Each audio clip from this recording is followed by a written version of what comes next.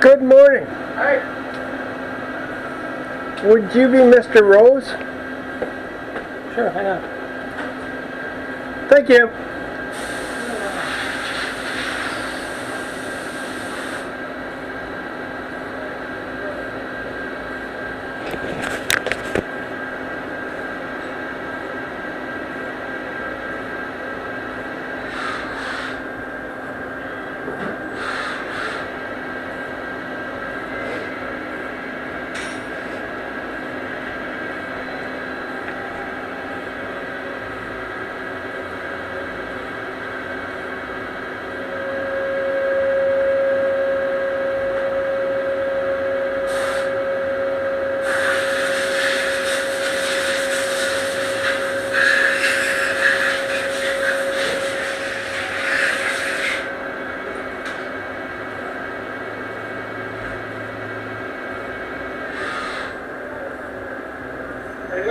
Good. How about yourself? Good. You would be Mr. Rose? I am. Paul told me that you were the guy to see about getting this project done. Sure. He told me to bring my junk, so I brought my junk. I made a bit of a mock-up, but I did it. Oh, this is the barrel thing? It's an attempt. Okay. It's a little bit off because when I put it together, the inside area is a little high. But you can at least see what we're talking about now. Yeah. And then this is the dome that would sit. Or in this side? No, that goes on the barrel. Okay. It's made so it'll fit different size barrels. And then this is, this is only supposed to be about a 1/4 inch in here too, because this is supposed to be a 1/4 inch thick. Except I don't know about when they vacuum it, how it works out, that kind of thing. Yeah. And I figure you guys can probably do it, more accurately than I could anyways. So I didn't worry about doing it precise. Okay. But yeah, that would go on there. I left it covered so it didn't get scratched. Yep. And that comes down to that. And now you're looking at the whole idea. Yeah, and then just it's on the bucket, right? Yeah. And the idea is the trench on the inside there is to collect the moisture. Yeah. And then to drill that 1/4 inch hole. That's the only thing that's not on this. Okay. And now where does it matter where that 1/4 inch hole, as long as it just goes through? Or? Well, the only thing that I'm not aware of is I don't know the required thickness when we're doing the aluminum, and for strength and durability. Yeah. I figured plastic's probably going to end up being about the same thickness. So I was basing it on whatever comes out for the calculation of the aluminum thickness that you recommend. Yeah. Anyways, I figured, it only needs to be about that thick on top of this, and then put the hole. Okay. And that's the only calculation, because this should have been 3/4 of an inch in here, basically, minus From here to here? No, From here to here? from this area on the side here, Okay. above this. Okay. Well, not above this. This should be on the 3/4 of an inch, minus whatever the thickness would be for, above that area, and then put in the hole. Okay. And then the hole would tie into the bottom of this ravine here. Okay. The whole thing is about condensation. Yeah. That's why I was trying to make a bit of a big gathering area, because I was hoping it would be a little cooler, so it would condense more down there and run right in. Okay. But anyways, the rest of it's going to condense on the dome and then still flow. Yeah. So you're following me. A little bit, yeah. Let me see if I can grab. I think the drawing that you gave is in there. So I'll just grab the key. Hold on. I have other stuff here. Oh yeah, I'll just grab that. Okay.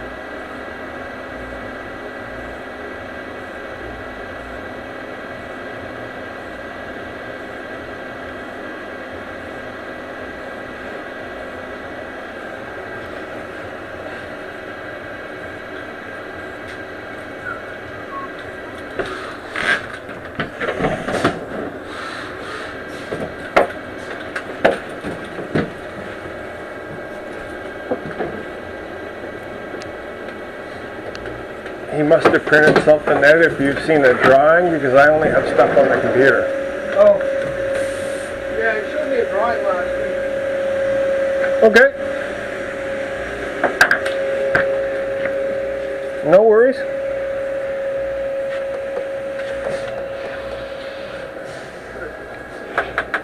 It was just a rough hand.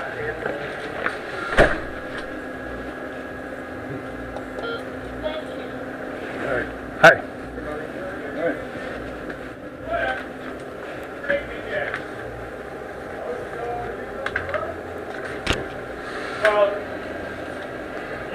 To get my measurements, Terry was making one out of wood, Yeah. and then Terry decided to have a hissy fit and he cut that one up. But I have that one on video, and I uploaded the videos to YouTube, so it kind of shows a bit of, you know, like a formed version, a little bit cleaner of what we're making. The only thing that, you know, I didn't have all the exact thicknesses and measurements, so the only thing that I haven't been definitive for is the final center cutout, how big the circle is when you get down to the bottom. So that's about the only thing that I really don't know for sure. Yeah. The only thing I can, you know, I know the exact measurements that I want here. I want 12 1/4 down to 10 75. Okay. And that's so it'll, you know, go from big buckets to little buckets. So, you know, I want it to be able to be used all over the world instead of just locally. So I want it, you know, if their bucket sizings are a little bit different, I want it to fit those buckets.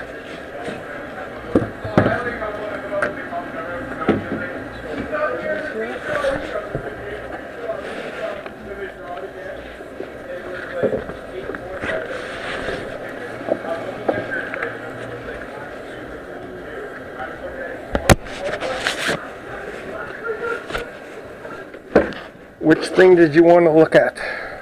Which aspect? Well, just exactly how that 1/4 inch hole goes in, really. Well, that basically I kept just, you know, the one side. That basically would be the bottom. You know what you're looking at? Yeah. For the to fit on the buckets would be that area there. Then that would be the 1/4 inch drilled hole.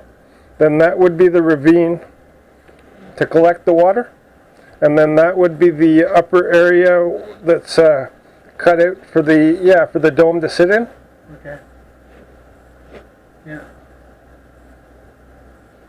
And I only did the one side because, you know, the other side's the same basically, except it's not going to have the drilled hole. Right.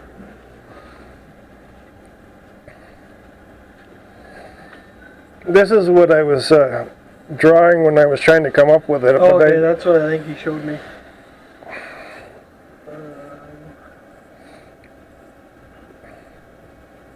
And you can understand, you know, these crazy arrows now, what they actually are pointing at.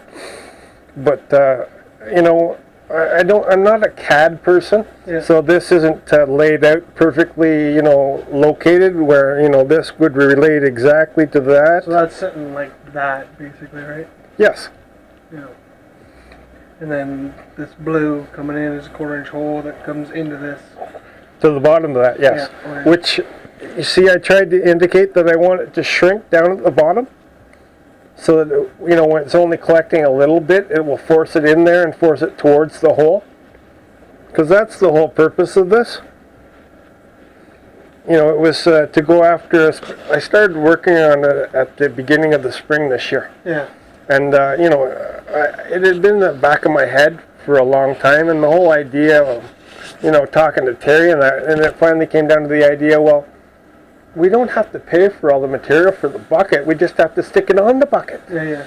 So that's why, you know, I went with the 2 inches because I want that extra little bit of real estate that I was trying to tell you about. Yeah. The 3/4 of an inch there for it to condense on.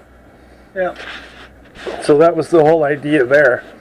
I was, when I was originally doing this, I wasn't calculating both sides. So you know, like I was originally writing this down as 11.75, and then I realized, well, no, you got to do both sides, so it's going to come down to 11.5. Okay. But then I couldn't figure out what the exact, like I didn't know how thick the wall outside the trench or whatever you want to call it is going to be. Yeah. So I didn't know the exact size of the final cutout. Okay.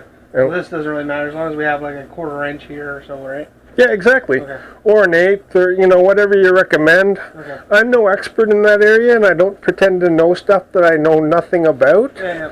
So I'm not going to tell you something that you're probably going to know more about and be able to give me better advice for, which is what I'm looking for. Yeah. But you can see what the hell the crazy guy's talking about, right? Yeah, I just wasn't really clear on exactly how this 1/4 inch hole wanted to come in, but now I get it. Well, I started looking into videos, and I found videos in Gaza. Yeah. They were making outdoor fireplaces, and they were working with buckets. Yeah. So then I saw some videos in Africa, and they had buckets. The girls were carrying like plastic buckets on their heads to carry waters from the creek that's 5 miles off or whatever the hell. Yeah. And so I figured out and found out. I actually started talking to a girl about a month ago in South Africa, and Cape Town. And I said, well, you got to answer me a question. You're going to think I'm crazy, but how common are buckets? And she started laughing at me. Are you stupid? So, and it was, it wasn't negative or anything. It was, having fun. Yeah. But, I guess they're a little more common than I expected. Really? Yeah. So, to come up with something like this that, can be brought in easily and cheaply when hurricanes strike or disaster strikes and all that kind of stuff. Yeah. That's the whole relevance here. So it doesn't really matter this step here, right? It doesn't really matter as long as it's smaller than... As long as this area in here is small. I figured that would be about a 1/2 inch. Okay. And then I figured divide that down. Yeah. But I seen Terry working with these, so it all depends on what you have for bit sizing, right? I realize that. Mm-hmm. So I figured about a 1/4 inch and a 1/4 inch when I was thinking about it anyways. That's how I was, working on the basis I was working on. But I realized that might not be possible, especially when you got into the tight area. Yeah. It would depend on if you had the 1/4 inch bit sizing or not. Yeah, we would we would do that on the lathe, so Okay. do it any size really. Okay, well then basically if you could just take that at a 1/2 inch and then cut it down when you get to the bottom. Like you can cut the whole thing in half.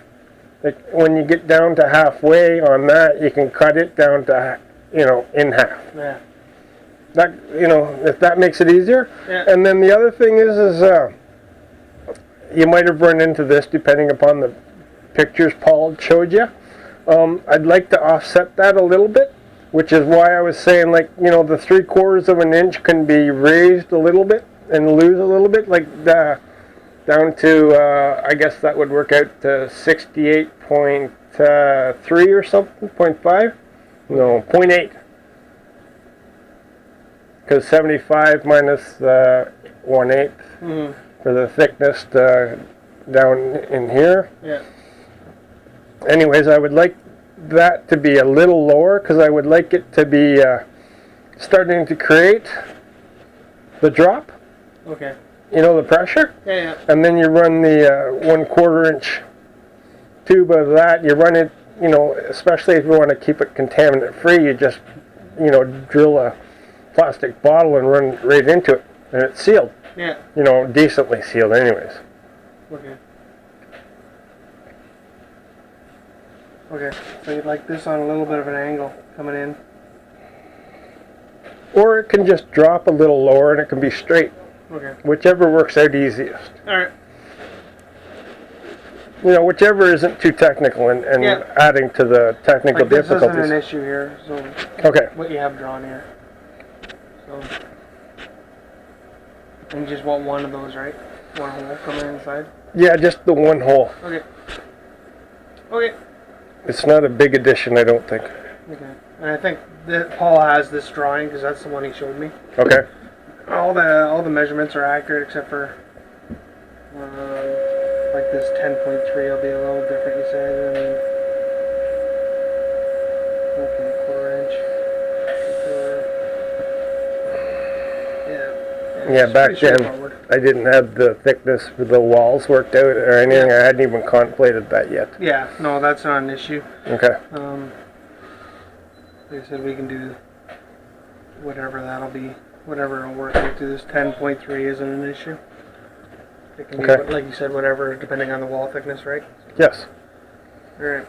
I had it worked out down to 9.5, but I figured, no, I think that's a little too small. I think it's going to have more room than that. Now this is through, right? You want this all the way through. Yeah. Yeah. And the most important area when it comes right down to it is maximize the through area. Okay. Make that as big as possible. Okay. Maximize that. There's a lot of room in between this and getting down to there. Like this is a total of 2 inches, and that's why I left that. I was trying to leave an inch, but then I had to put in an area for the top to sit. The dome to sit in, yeah. So I realized that. Okay. And that is exactly 12 inches, that dome, eh?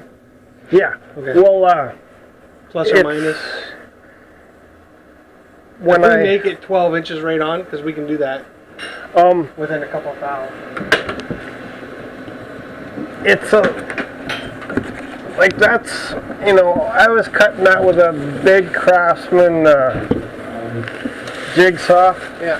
And I only had those big, thick freaking blades. I didn't have the skinny little ones, so it's not as clean as I'd like it to be.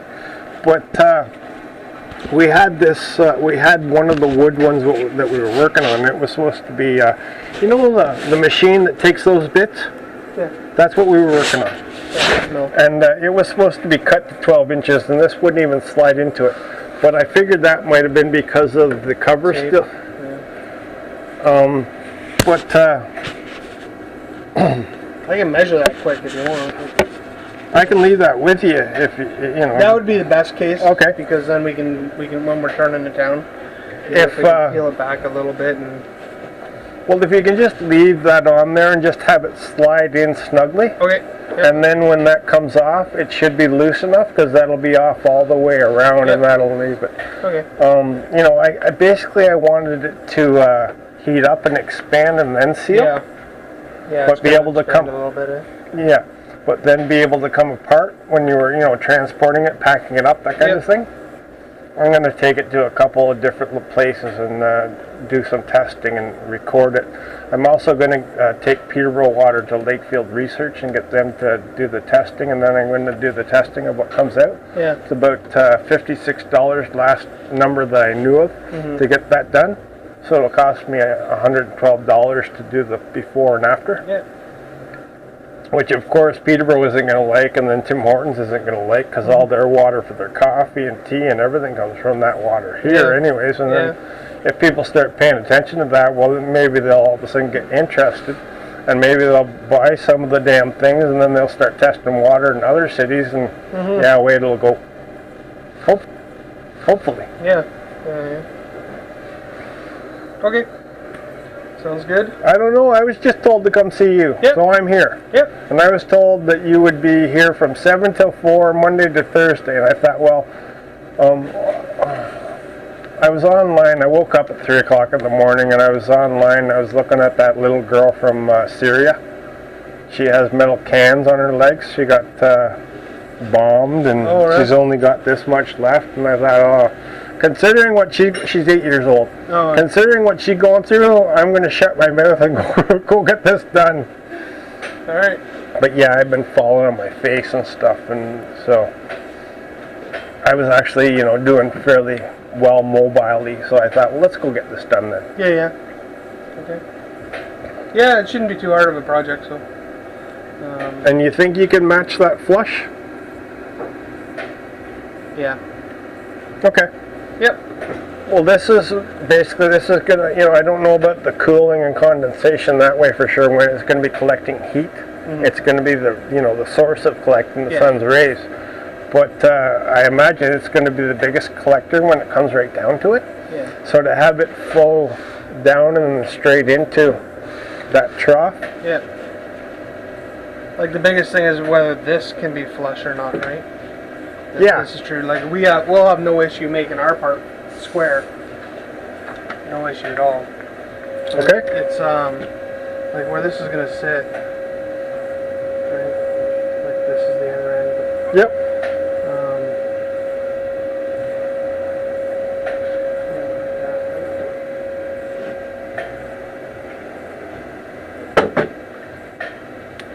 See, the dome is exaggerated. The dome is arced, though. Right? So you're only gonna have. This is gonna be a straight line. Okay. You see what I mean? I don't see anything, but. This is the dome here, right? Oh, okay. And then this, where this. I'm looking at it from the top view. No, yeah, this is the side like this. Yeah, you're showing me now. I understand. Yeah. When you completed that, I started following the whole damn thing. Yeah. This is the only part that's going to be touching is going to be right down in that corner, really. Exaggerated, right? Like blowing up. Okay. Because this is the dome. So, and yeah, it's pretty difficult to make that. Well, you can't make the part, the aluminum part, with a taper on it. These things were they're camera bubble domes, is what they are. They're acrylic. Yeah. And they're supposed to have a flange, so they cut it off. All right. The flange is gone. So normally that would have a 1 inch or whatever, Yeah. depending upon the size you order the flange for. Yeah. Okay. So if it seems a little different, that's why it's different, because it's been cut off. Yeah, yeah. It was ordered that way from the factory, so that's how it was provided. And then, Okay. So it should be pretty square then yeah, on the bottom. I'm not sure, but I'm just telling you the stuff that I do know, and Okay. then you can understand. All we can do is do it the way we have it drawn out there and see how it works, right? Yeah. We can make changes as we go if we need to. Okay. Because that's my biggest issue, is that whether this is going to rock on top of that, right? If this is cut even a 1/16 of an inch different on this side than this side, it might wobble, right? Then maybe even if you get maybe a little rubber seal or something. This is a whole new area Yeah. for me, and I hadn't even thought of that yet. That's a good suggestion. Thank you. Yeah. Finding the acrylic, I found a guy in the States, and he said he would ship to Canada. It ended up coming from New Brunswick, but it took me a month just to get him to ship me that damn thing after really? I paid for it. Wow. And now I found a guy in BC that's Canadian at least, so if I have to do a redo, I'll be dealing with Canadian, but that there is about financially equivalent to probably your material cost. Oh, really? Yeah, just for that stupid piece of acrylic. Yeah. But I ran into Murray, and Murray does acrylic window covers, and he says that acrylic has a better insulation value. So I figure I probably invested my time smartly instead of going after plastic. Yeah, yeah. And then he says as far as he knows, he doesn't imagine there's going to be any toxic emissions coming from the acrylic. Mm-hmm. So, which is, a big thing that I'm trying to, save on right now, and then I don't know what's going to happen when I have to go to somebody. Yeah. Because after I get this made from you guys, I'll do testing with that unit, but then try to contact places to see about getting a plastic version made. Yeah. And use this as the mold. Yeah. I don't know if you've been in contact, but we do a lot of work for Merit Precision. They do all kinds of plastic molding and stuff like that, right? We do a lot of work for them. That's a very familiar name. That's the Peterborough one? Yeah.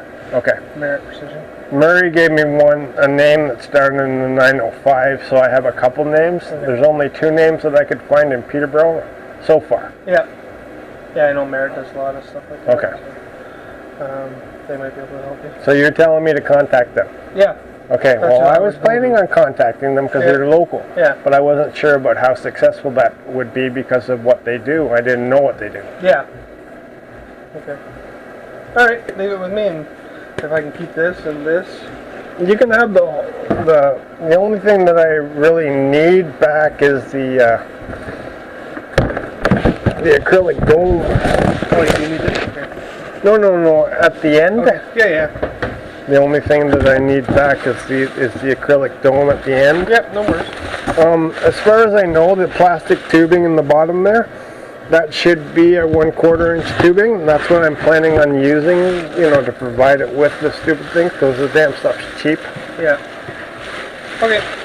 But yeah, you can hang on to it all as long as it's not in the way and adding to your clutter. Okay. Don't need me to get it out of your way.